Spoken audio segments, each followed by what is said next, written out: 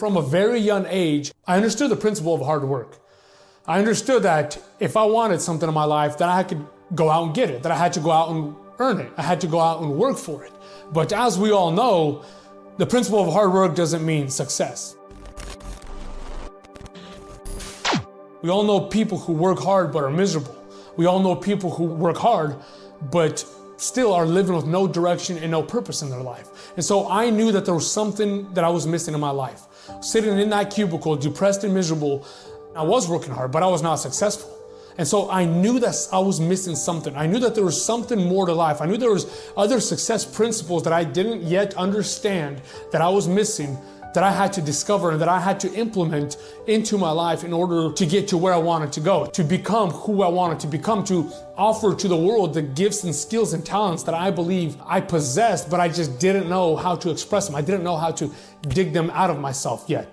I want to share with you 3 principles that I believe will absolutely transform your life, because these principles, they helped me get back on track in my life when I needed them most. I believe that they can transform you. If you're not where you want to be, maybe you're not in the kind of job, the kind of career that you thought you'd be. Maybe you're not in the kind of moment in time in your life that you thought you would be by this point in your life. Maybe some obstacles, some circumstances, some things in your life have happened that have put you in a position to where you're not where you want to be in life. And so I believe these principles can help equip you. They can be like that toolbox that you can go to help you get back on track and stay on track and become the kind of person that you could become. These 3 principles that I'm going to share, the first one is to develop a burning desire. The second one then is to take action. And then the third principle is always persist. With that, we'll start with principle number 1. The first thing you've got to do is you've got to develop a burning desire. Now, it doesn't matter where you're at in your life. It doesn't matter what kind of obstacles you're facing. It doesn't matter how many times you failed in the past. It doesn't matter what people think about you. It doesn't matter how many things you have to overcome. If you have a burning desire in your heart to do something great with your life, to not just be a person who just flows through this life, but actually impacts people, goes out there and does incredible things, has incredible impact on the world, has incredible impact on your family, on your community, on people around you, you have to have something to fight for. If I ask you right now, do you want to be successful? As a matter of fact, if I stop 100 people on the street and I ask them, do you want to be successful? Chances are every single one of these people are going to tell me, yes, they want to be successful. Now, if I ask them, what does success look like to you specifically? I don't know if everyone will be able to tell me that. See, a lot of people, they love to talk big. They love to talk about wanting to succeed, talking about doing great things, but they don't have clarity. They don't know what that looks like to them specifically. And develop a burning desire. You can't fight for things in your life when you don't know specifically what it is that you're fighting for. And for me, I had to discover that.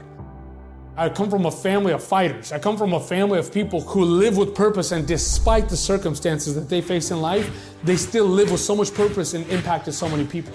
And yet there I was, living in America, working in this dead-end job, depressed and miserable.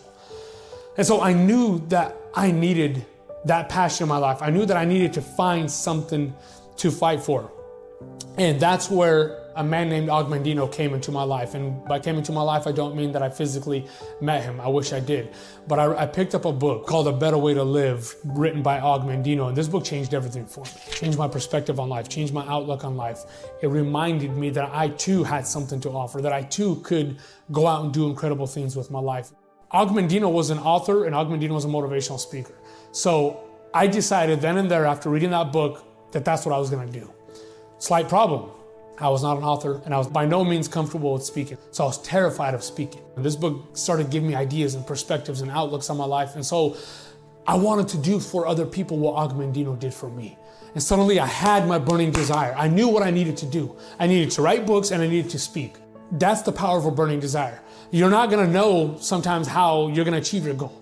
You're not going to know what you need to do. You're not going to see the opportunities in your life. But if you have that goal, if you have that burning desire to achieve something, you have that clarity of a goal in mind, you're going to start to figure it out. That's the beautiful thing about life, is that when you start to look, when you feel like there's something different, when you want something more, life has a way of presenting you an opportunity to get more. Sometimes that opportunity can come in the form of an obstacle. Sometimes it comes in the form of an opportunity of meeting somebody.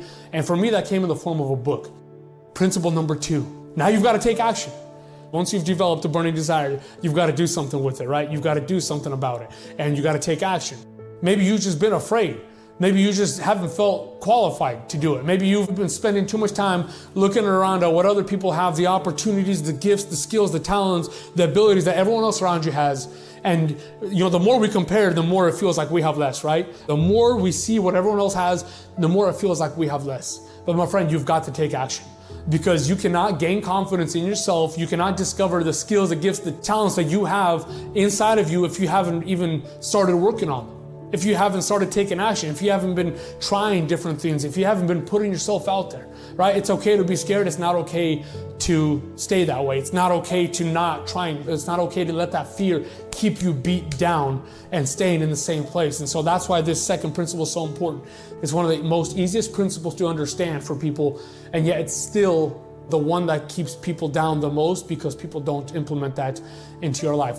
When I was 17 years old, my brothers and I, we were headed to a wedding, and we got into a little bit of a road rage with this absolute maniac lady on the freeway. This lady decided she wanted us off the freeway. She's getting in front of us, she's stopping, she's brake checking us, she's stopping the car, and we're trying to go around her. And at one point, my brother decides, we got to get rid of this lady.